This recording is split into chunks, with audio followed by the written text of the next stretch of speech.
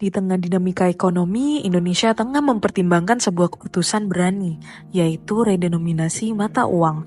Namun, melihat pengalaman negara lain seperti Zimbabwe memberikan kita pelajaran berharga tentang risiko dan potensi langkah tersebut. Zimbabwe adalah medan pertempuran di mana mata uang menjadi senjata utama. Banknot bernilai miliaran tetapi tak lebih dari kertas berharga yang terbang di angin hiperinflasi yang melanda dengan kejam. Apakah Indonesia mengikuti jejak Zimbabwe? Di tengah perdebatan panas, kita harus bertanya, apakah redenominasi adalah tombak penyelamat ataukah hanya ilusi dalam krisis? Bank Indonesia dan pemerintah telah menaruh perhatian serius terhadap redenominasi rupiah sejak tahun 2010. Langkah ini diperkuat dengan penempatan RUU tentang perubahan harga rupiah atau redenominasi ke dalam daftar usulan RUU prioritas tahun 2013. Bahkan, melalui Peraturan Menteri Keuangan Nomor 77 PMK.01 tahun 2020, strategi jangka panjang Kementerian Keuangan menegaskan komitmennya terhadap redenominasi. Meski telah beberapa tahun berlalu, RUU ini tetap menjadi prioritas dalam daftar 2020 hingga 2024, menanti momen yang tepat untuk dijalankan. Redenominasi hadir sebagai solusi sederhana yang mengubah segalanya.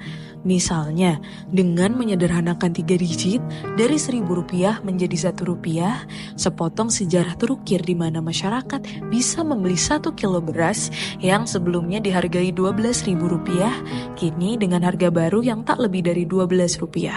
Rasanya sederhana tetapi berdampak besar. Dalam sejarah ekonomi global, redenominasi telah menjadi tonggak penting di beberapa negara, dari Turki pada tahun 2005 hingga Romania, Polandia, dan Ukraina di tahun-tahun sebelumnya. Langkah ini telah membawa perubahan signifikan. Keberhasilan implementasinya tidak hanya dengan dukungan penuh dari masyarakat, tetapi juga karena dilakukan pada saat stabilitas ekonomi terjaga. Kegagalan di Zimbabwe utamanya disebabkan oleh waktu implementasi yang kurang tepat, yaitu ketika kondisi perekonomian memburuk. Dari kisah perjalanan negara lain, kita memetik pelajaran berharga tentang faktor-faktor kunci dalam redenominasi. Implementasi redenominasi rupiah bukanlah perjalanan singkat, melainkan sebuah perjalanan yang membutuhkan waktu dan landasan hukum yang kokoh. Oleh karena itu, persiapan yang matang dan masa transisi yang cukup adalah kunci utama untuk memastikan kesuksesan dalam mengadopsi mata uang rupiah yang baru. Redenominasi lebih dilatar belakangi alasan kepraktisan dan faktor psikologis terkait terlalu banyaknya angka nol dalam mata uang. Manfaat yang diharapkan dari redenominasi rupiah yaitu efisiensi waktu dan biaya transaksi, berkurangnya resiko human error, efisiensi pencantuman harga barang dan jasa, efisiensi biaya pengadaan uang baru dengan pecahan lebih besar, mengatasi kendala teknis seperti keterbatasan digit mesin kasir, argo taksi, pompa bensin, keterbatasan beban penyimpanan data statistik, menyederhanakan sistem transaksi, akuntansi, dan pelaporan APBN, serta mengatasi persepsi negatif terhadap rupiah karena bernilai rendah. Implementasi redenominasi harus memperhatikan waktu yang tepat, yaitu ketika perekonomian stabil. Hingga saat ini, perekonomian dunia belum sepenuhnya pulih dari pandemi COVID-19. Situasi global yang masih sangat dinamis juga harus dipertimbangkan jika Indonesia berencana melakukan redenominasi.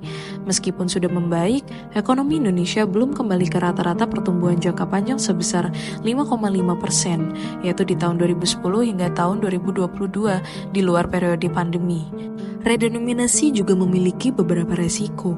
Resiko tersebut diantaranya pembulatan harga ke atas yang berlebihan dan pemanfaatan momen redenominasi sebagai peluang untuk menaikkan harga menjadi lebih tinggi sehingga berpotensi mendorong inflasi. Perselisihan akibat kesalahan mengartikan dokumen yang bernilai uang dan terganggunya stabilitas ekonomi dalam negeri jika redenominasi gagal akibat penolakan sebagian masyarakat. Pelaksanaan redenominasi rupiah memerlukan persiapan yang matang. Agar bisa berhasil, beberapa faktor kunci keberhasilan yang perlu diperhatikan adalah dukungan yang besar dari seluruh lapisan masyarakat, tersedianya landasan hukum yang kuat dalam bentuk undang-undang, dilaksanakan pada waktu yang tepat, yaitu pada saat kondisi makroekonomi stabil dan kondisi sosial politik kondusif.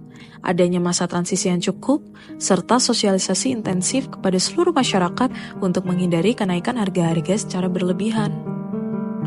Untuk menghadapi resiko kenaikan harga pasca redenominasi, perlu langkah-langkah konkret. Pertama, diperlukan penerapan dual price tagging. Ini berarti setiap produk harus memiliki dua harga, satu sebelum redenominasi dan satu setelahnya. Langkah ini memberikan transparansi kepada konsumen. Kedua, pentingnya memiliki aturan pembulatan yang jelas. Dengan aturan yang tegas, kita bisa mencegah praktik penjual yang cenderung menguntungkan diri sendiri dengan pembulatan harga yang tidak adil. Jika prasyarat redenominasi dipenuhi dan mitigasi risiko dapat diantisipasi dengan baik, diharapkan perekonomian Indonesia dapat memperoleh manfaat seperti negara lain yang sudah berhasil melakukan redenominasi.